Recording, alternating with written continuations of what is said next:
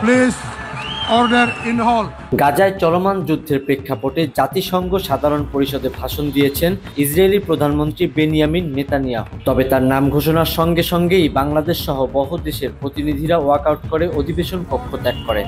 শুক্রবার জাতিসংঘের সাধারণ পরিষদের চতুর্থ দিনের অধিবেশনে এ ঘটনা ঘটে। ওয়াশিংটন পোস্টের তথ্য অনুযায়ী 50টিরও বেশি দেশের শতাধিক কূটনীতিক প্রতিবাদ জানিয়ে অধিবেশন কক্ষ ত্যাগ করেন। এ সময় উপস্থিত অনেকেই হাততালি দিয়ে তাদের সমর্থন জানান।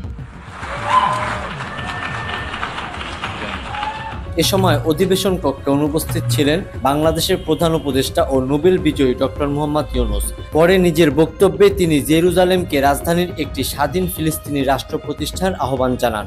বাংলাদেশের জনগণ এই বিশ্বের বিবেকবান নাগরিকদের পক্ষ থেকে আমি আবারও জোরালো দাবি জানাচ্ছি যে পূর্ব জেরুজালেমকে রাজধানী করে একটি স্বাধীন ফিলিস্তিন রাষ্ট্র গঠনের মাধ্যমে এই সমস্যার দ্বিরাষ্ট্রীয় ভিত্তিক সমাধান এখনই বাস্তবায়ন করতে হবে।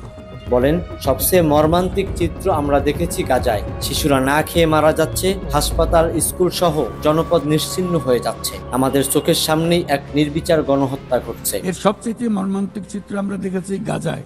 শিশুরা না খেয়ে অকাল মৃত্যুবরণ করছে, বেসামরিক জনগোষ্ঠীকে নির্বিচারে হত্যা করছে, হাসপাতাল, স্কুল সহ একটা গোটা জনপদ নিশ্চিহ্ন করে দিচ্ছে। জাতিসংঘের স্বাধীন তদন্ত কমিশনের সাথে আমরাও একমত যে আমাদের চোখের সামনেই একটি নির্বিচার গণহত্যা সংঘটিত হচ্ছে। আমাদের দুর্ভাগ্য যে মানব জাতির পক্ষ থেকে এর অবসানে আমরা সর্বোচ্চ চেষ্টা করছি না এখনো। এই অবস্থা চলতে থাকলে ভবিষ্যৎ প্রজন্ম ও ইতিহাস আমাদেরকে ক্ষমা করবে না। টাইমস অফ ইসরায়েল জানিয়েছে, শুধু আরব ও মুসলিম দেশ নয়, আফ্রিকা ও ইউরোপের কয়েকটি দেশের প্রতিনিধিরাও ওয়াকআউটে অংশ নেন।